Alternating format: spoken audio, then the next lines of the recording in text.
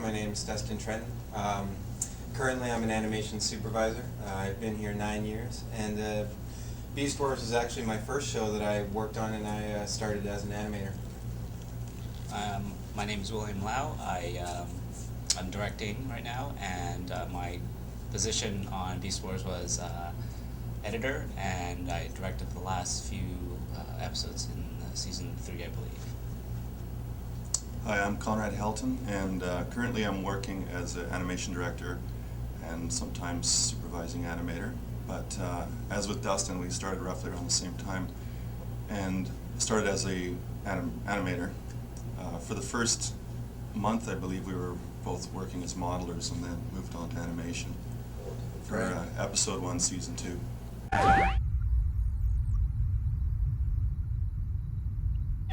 It's probably similar with these guys as well, but just a lifelong love of animation and of course Transformers. So it was a dream come true at that time, just to be able to pull all the toys out of my closet and actually put them on screen. I was told that at Emily Carr, where I went before, at the time they were pretty much focusing only on NFB stuff, like National Film Board, kind of government grant kind of stuff, and I knew that wasn't what I wanted to do. So I went to more tech school, which kind of made mainframe a really good option.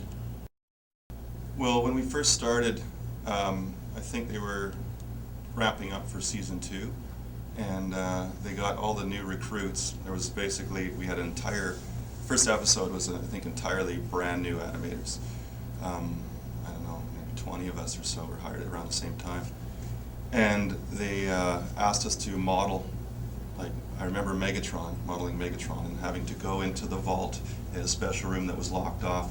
And we had to go in there and with calipers measure like the little body parts of Megatron and bring them back. And I had the task of animating his forearm, and then someone put it all together. And after that, we just I think most of us moved on to animation.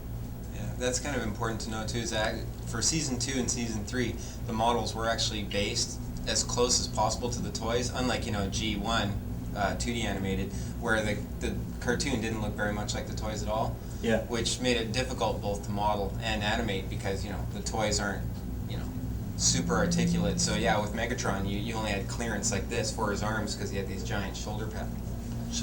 Excuse me.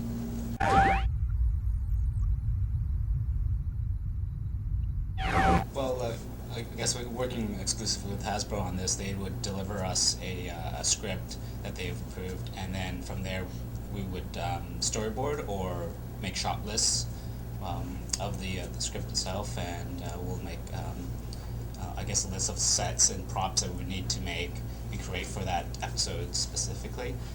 And then from there, we just make what they call setups, computer or CG setups, where we take the models and put rudimentary sort of composition on them and just cameras and all that, and just pretty much tell a story like a shadow puppet show in a way, because they didn't really have any articulation or anything, or need to lip sync or anything, just as long as it kind of represents what we want to show. And then we sync that up with audio, which is recorded at I think Dick Rogers at the time up here in Vancouver, and and we just kind of piece it together the show that way.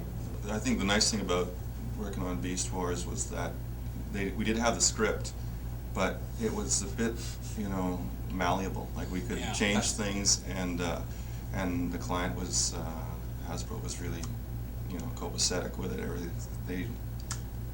We had a lot of creative input into the whole process. So The script would usually say something like "a battle ensues." yeah. And then, it was up to us to kind of figure out what that meant. Yeah, that was probably the most fun, like just to come up with different stories like that, and just with different ideas. Like I guess it was like the first time in animation that we were spontaneous. Like we'd actually make up something on the spot and then do it without any kind of pre-planning, which is really interesting. A very organic way of working, and I think the shows showed a lot of originality by doing that. I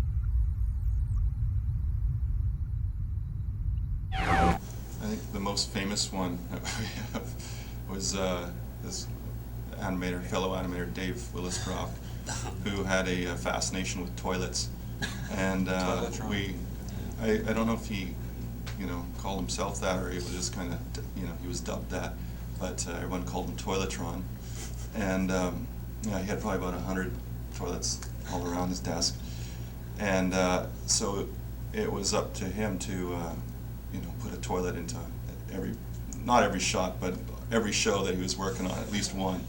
Disguised, either have like a texture of the ground, or, or it's exploded or something, or as part of an effect. Fantastic. Well, one of my favorite ones was Megatron had the dinosaur head when he was still in robot form, and for some reason he had a hot tub in his lair that he'd sit and watch the video screen. That's where the spontaneity came from. It was put a hot tub. It was great. And so in one episode, as he's talking to one of his minions, he's got a toothbrush, and he's brushing the teeth of his dinosaur head. They give us a lot of comedic freedom, which is great. Actually, we also had like a outtake. Actually, one of our the voice actors from Megatron, he actually physically coughed when he was doing a line. We used that for a scene where he was just laughing so hard he made himself cough, and it was like brilliant. It's like so it's kind of neat that we could we have the freedom to do that kind of stuff.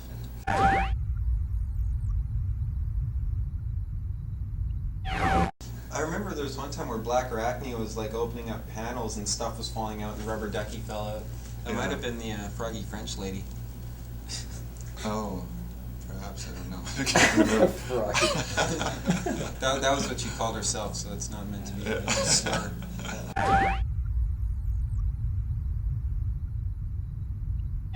We were using Softimage, which is the precursor to XSI. And yeah, it was pretty good for animation. Like, it was pretty animation friendly. Mm-hmm. It was before Maya and, as I said, XSI. So Yeah, Alias was current at that time. But yeah, and the models, like I said, because they were made to be as close to the toy as possible, they were really heavy, and computing power back then was a fraction of what it is now. So that it was pretty slow. Like Megatron, I believe, was 200,000 triangles, which isn't maybe a big deal now, but back then it was like, yeah. Well, I mean, Transformers are pretty interesting. Well, especially these ones, because they transform into animals, and always like bipeds or quadrupeds, or even more like the insect guys. That has a bunch of different challenges to get realistic animal motion.